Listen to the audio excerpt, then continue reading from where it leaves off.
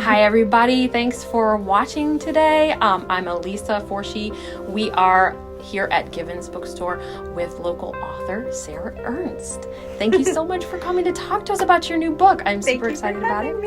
We've been chatting about your writing history and about your books, and it's fascinating stuff. And you said something a little bit ago that I want to ask you about again. Yeah. You mentioned that this book, Shout No, A Child's Rhyme About Tricky People, began as a song.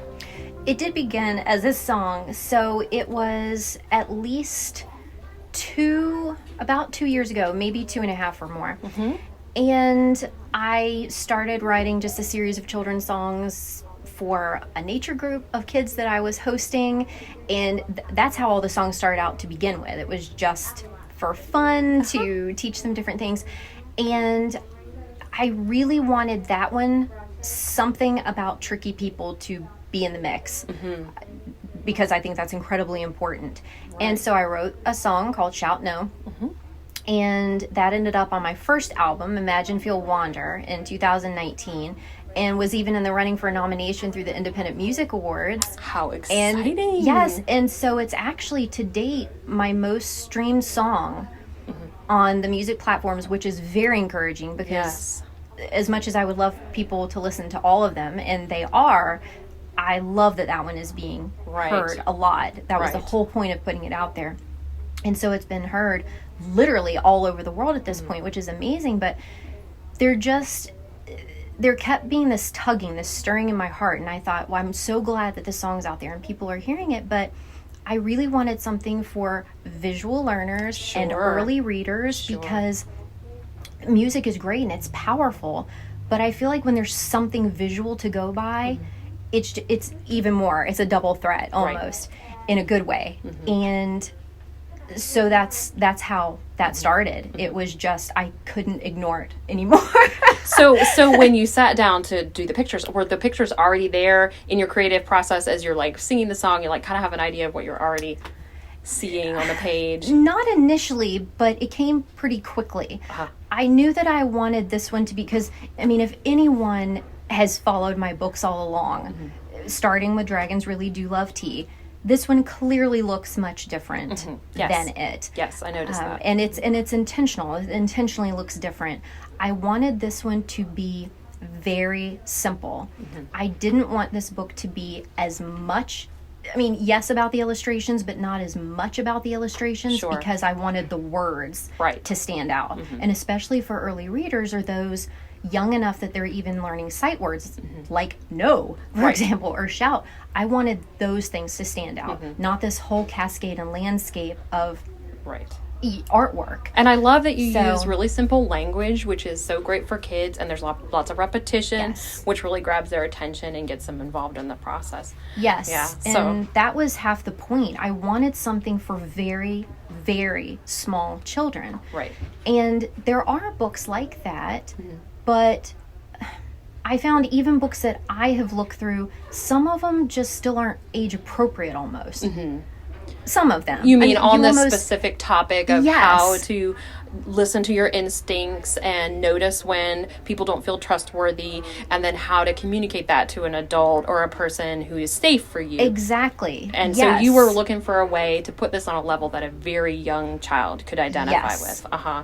I wanted this to speak to very young children as well as getting older. And I wanted it to be a picture book, but to be a tool. Sure. And also something for caregivers. And I wanted this to be a book for children from all walks of life. And it really doesn't matter, you know, unfortunately, whether a kid is homeschooled, in private school, in public school, in whatever school, danger doesn't discriminate. And so what you have here is a really simple language, simple pictures, very accessible, no matter, for a wide range of ages, for a wide range of backgrounds and experiences. So it's very approachable, very useful tool. And I worked closely with a social worker too, intentionally, because I wanted to make sure that the wording was correct, to be able to that would be consistent with what they would use with children Sure. in high-risk situations. Yeah. I think you definitely hit your mark, and it's a lovely book. I really enjoyed reading it. Thank I love you. all your books. I think Tomboy might be my favorite of all of them. And so glad. I would love to hear, when you look at picture books, what jumps out to you first? Do you notice the words first as a writer, or do you notice illustrations first as an artist? I think the illustrations first, just because, I mean, it's aesthetically the first impression. So of a you do book. judge books by their cover sometimes? I wouldn't say. Yeah, I mean, yes and no. Yes, and no. Although I will say, I mean, judge is almost a harsh word when it comes to it, because I Sure. do know that sometimes, even if the illustrations aren't my most favorite illustrations I've ever seen in a Right. book, the content can be Yes. spot on. So who are some of your favorite illustrators? Ooh, favorite illustrators. I like all different kinds. I love sketchy kind of work as well. Yeah. I love a lot of color. Actually, it's funny, Mary Blair, who was an animator for Walt Disney Studios back really when Disney was first starting up, she was one of the very first women hired. She was very bold with her colors. She rarely any of her work got used, unfortunately, but she was so bold with her colors that if you actually do see any of her work, it's really magical in that sense that she was very abstract with it and thought completely out of the box. Yeah. And I admire people like that, Right. who will think entirely out of the box when it comes to art, because Right. that's what I feel like that's what an artist is. It's Yeah. not how much you can do something like someone else, it's Right. the way that you're seeing it. Right. And the way that you innovate. In your own Yes, so thing. whether it's Mary Blair with her color, or it's you know, someone else just doing pencil and charcoal work, I think I'm drawn to, am I relating to this? Am I pulled in by this character or these colors in this world? Yeah. I think I almost have too many, I think, to narrow down, and you know, an author's too in picture books. But Yeah.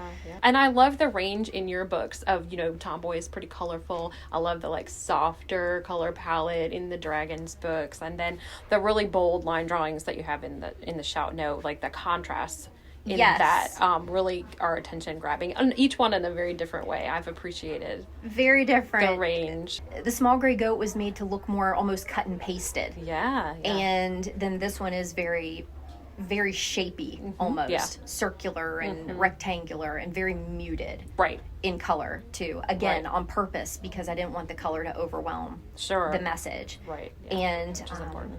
and I did want to point out too, because I know there are so many books. There are so many books that deal with strangers and all these things, but unfortunately, it's really rarely a stranger that's Right. the abuser. In fact, I think it's according to the YMCA, 93% of children who are abused knew their abuser, Right. which So- is staggering and heartbreaking, and Yeah. you know. So your frankly focus nauseating. is on like not necessarily strangers, which might be the place most authors would go, but people, tricky people is your phrase. Yes, that's why it's tricky people, exactly. Because yes, a stranger can be tricky with you, absolutely, and that's in the book. But it could be a friend or a family member. Sure. And I specifically address pictures being taken and just things that to help even the youngest children better recognize what a tricky situation could look like and what to do. And to give them a vocabulary A for explaining vocabulary, it. the word trust is huge in this book. It defines it. There are prompts for caregivers along the way too, because I know a lot of parents do. It's a difficult topic, Sure. and not one that every parent is ready to just sit down with their 2 or 3 year old and be like, okay, Right.